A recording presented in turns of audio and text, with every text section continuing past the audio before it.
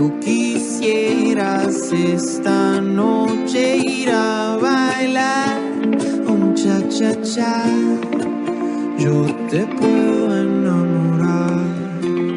Sábado Verde. Radio y podcast. Siempre. Dame de tu vida y de tu tiempo. Oh, que te quiero conocer. Déjame sentir el movimiento.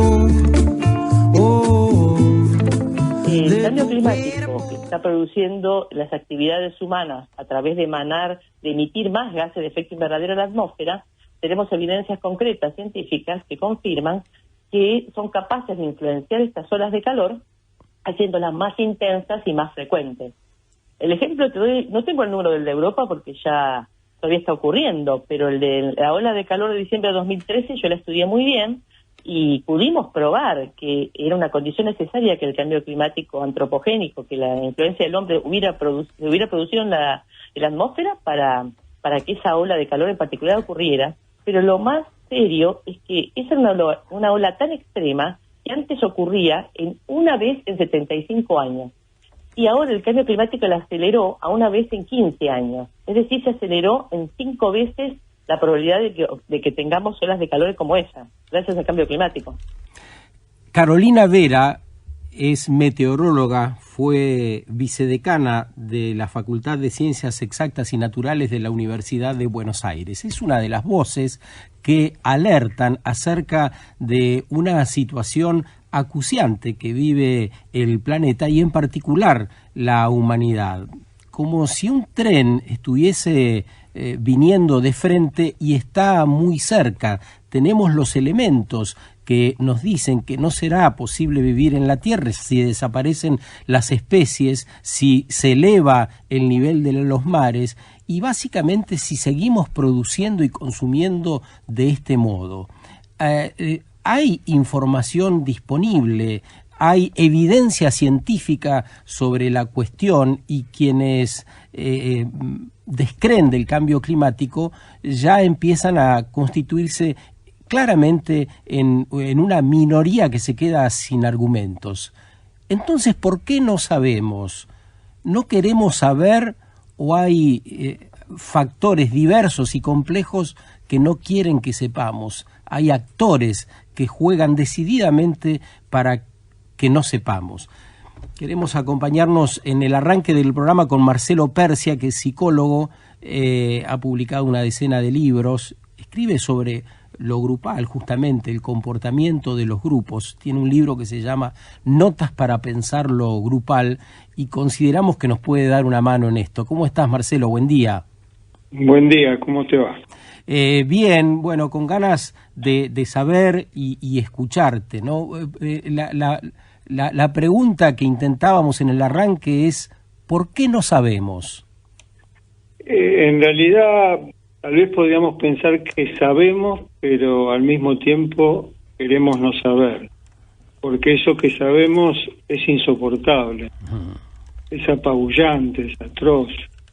Entonces el saber se vuelve en un saber no sabido para poder seguir viviendo, porque es atroz saber que la vida está en peligro. Ahora, en ese estado de no saber, lo que también sucede es que nos aferramos a ficciones que calman la vida o a mecanismos que se conforman en el sentido común, porque el sentido común de alguna manera dosifica ese saber, lo encubre, lo desmiente, lo plantea como espacios excepcionales como el de este programa, que quedan en paralelo y de alguna manera ofician como una especie de calma, porque decimos lo que sabemos y al mismo tiempo queda perdido en la inmensidad de otros datos, informaciones.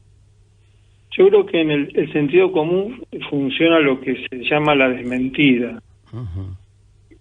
La desmentida dice, bueno, no es para tanto, o siempre fue así, o no puede ser que sea que la vida esté en peligro. Y bueno, y mientras tanto, este mundo que en ese sentido es inviable, concentra las energías la defensa de la vida llamada personal, la vida autónoma, el presente como un lugar de supervivencia. Al mismo tiempo se me ocurría que tendríamos que pensar que ese saber se presenta de distinta manera en distintas regiones y comunidades. Si estuviéramos hablando en la comunidad mapuche o otras franjas de los pueblos originarios, del plano, ahí hay un saber sabido, y hay una denuncia de hace milenios, ¿no? Hay un contacto con la vida de otra manera, con el futuro, con el porvenir, con la vivencia comunitaria, que no es solamente el estar en común entre personas, sino es estar en común con el aire, con el agua, con el sol, con la tierra. Entonces eso también habla de que la civilización que gobierna en este momento el planeta es inviable, porque es una civilización que explota la naturaleza, que vive el mundo como una herramienta que se suelda al consumo. Es un tema que me parece que si ese saber estallara, habría que pensar que el mundo es inviable y que hay que cambiar la manera de vivir. Marcelo, ¿qué tal? Juan Roax te saluda. ¿Qué tal? Te escucho hablar sobre este saber no sabido, ¿no? Para poder seguir viviendo. Pero ese seguir viviendo, ¿de qué manera sería? ¿O cómo lo catalogarías? Y bueno, es la paradoja de la época. Las sensibilidades no pueden con tanto dolor y entonces viven adormecidas, blindadas, distraídas, fascinadas por... Bueno, la gran fascinación del presente son las formas del consumo. Entonces, pasa en la vida cotidiana, hay cosas que no soportamos saber. Y el saber de que el planeta y que la vida está en peligro, las sensibilidades no soportan eso. Por eso está la negación. Bueno, viste, el psicoanálisis siempre planteó como mecanismos de defensa ante lo insoportable: la represión, la negación, la desmentida. La negación es como si, viste, se cortara una parte de la cinta del film, como, viste, lo que ves, lo que escuchás, lo que sentís, queda como abolido. La represión lo disfraza, lo oculta, lo desfigura, le da como un espacio. Por eso yo creo que un programa como este está dentro del campo de la represión. Se expresa algo que está reprimido, como un síntoma, como una pequeña denuncia, ¿viste? Como un pequeño dolor, como un síntoma. Y después está la desmentida, que creo que es lo que el sentido común construye, que es fingir saber lo que no necesitamos que se sepa. Todo está mal, pero antes estábamos peor, no es para tanto. Una especie de verdad colectiva conveniente sería, ¿no? Y dosificada y desmentida. Bueno, sí es así, pero no es para tanto. Es una exageración, no puede ser. Es decir, en un sentido, si la sensibilidad se arrojara a pensar que la vida está en peligro, no sé, yo te lo digo y parece que estamos diciendo algo que no puede ser realmente. Claro. Y eso que nosotros había una pintada, ¿puedo decir una? Sí, una claro. Había una pintada en un muro hace muchos años en La Boca que decía: nos están meando y los diarios dicen que llueve. Está todavía por ahí esa pintada. En Constitución hay una que perdura aún.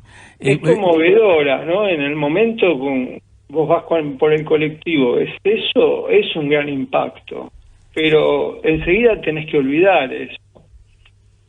Decís, no, es una exageración, es una licencia poética, es una lluvia fea, pero ya va a parar.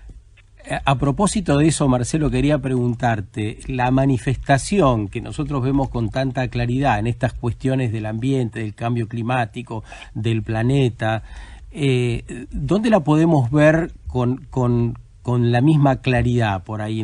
Se me ocurre que en lo cotidiano aparece esa pintada, alude concretamente a la política, a los líderes, a los liderazgos, a cómo ejercemos esa política, ¿no? Sí, en lo cotidiano lo que sucede es que no soportamos tanto dolor. Por eso es difícil de expresar, porque tendríamos que sostener que no nos deje de doler esta civilización, pero al mismo tiempo vivir con ese dolor es insoportable. Entonces por eso la mentira sirve como defensa, y el sentido común lo que trata es, como te decía, dosificar eso, suavizarlo, y tal vez habría que pensar en la distracción que supone la cotidianeidad, la distracción como aquello que te atrae a lo que a lo que te promete aliviar el dolor. Uh-huh. Y bueno, están las ficciones de felicidad, son provisorias, efímeras, pero que permiten que en el presente se adormezca el dolor. Los medios de comunicación son cómplices de ese adormecimiento. Marshall McLuhan en los años 60 tenía un libro que se llamaba Los medios son el masaje. Y se refería a eso, a esas caricias sobre la piel de la expectación que adormecen el dolor. Por eso este espacio es un espacio, de un dolor dosificado, ¿no? 2 horas de dolor. Como que sí, es un espacio de malas noticias, ¿no? Sería. Sí, como una cuota. Sería insoportable que este programa funcione las 24 horas. No tenemos destino. Ahora, Marcelo... Pero aún así es la apuesta en el estado conversacional hacer otra cosa con el dolor. Porque también un programa de radio es una opción conversacional del dolor. Marcelo, también otra de las por ahí conductas o estos lugares comunes a los que parece que vamos es crear sujetos, ¿no? Sujetos poco definibles, pero que son culpables de las cosas, ¿no? Y desde ese lugar es que nos preguntábamos, ¿hay alguien que no quiere que sepamos? Viste que existe esa frase de no sabemos porque no quieren que sepamos. Y cuando preguntás quiénes, no sabemos tampoco responder muy bien quiénes serían esas personas. ¿Hay alguien que no quiere que sepamos?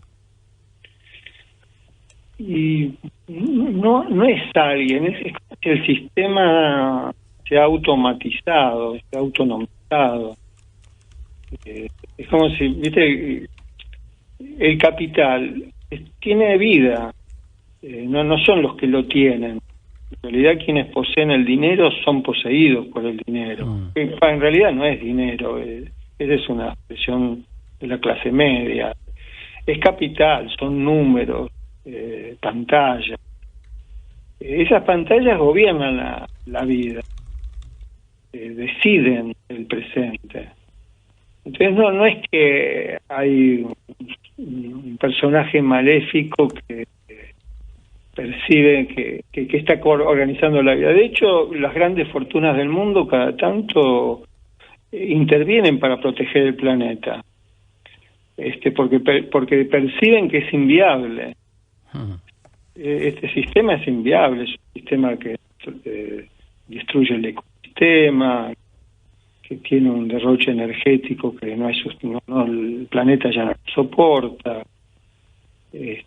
Pero yo creo que el capital está autonomizado, funciona solo, por decir así, manda, gobierna, y ya no hay sujetos, hay estados de sujeción en la civilización.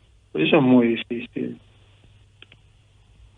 Por ahí suena medio de ciencia ficción esto que estoy diciendo, ¿no? Como que el capital tiene vida, pero vos fíjate, en los medios de comunicación todo el tiempo aparece la vida autonomizada.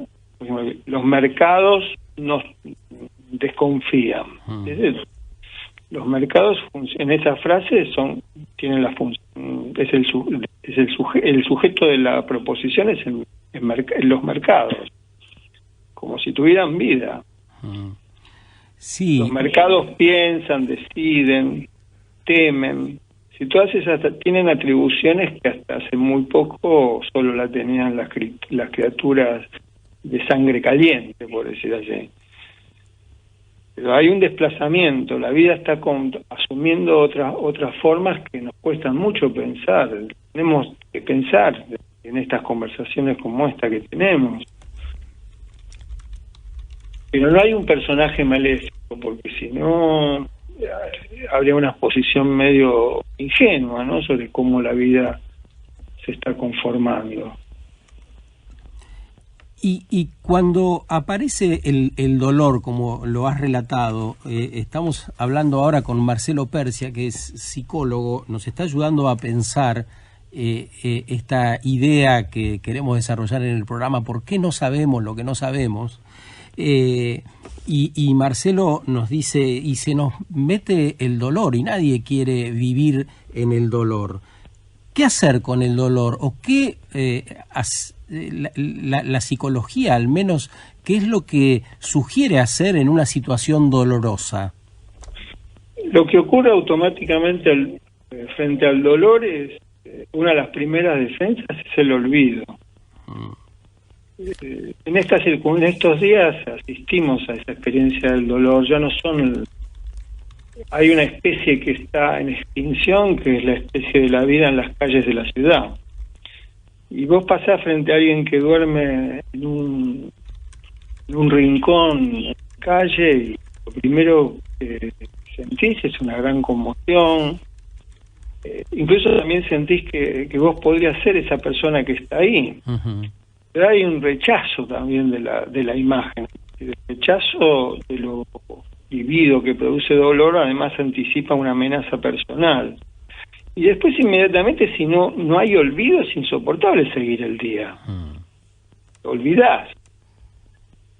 Hay la forma del olvido es, bueno, habrá que hacer algo sobre esto, es el Estado que no se ocupa, no sé, son como las primeras representaciones antes del olvido.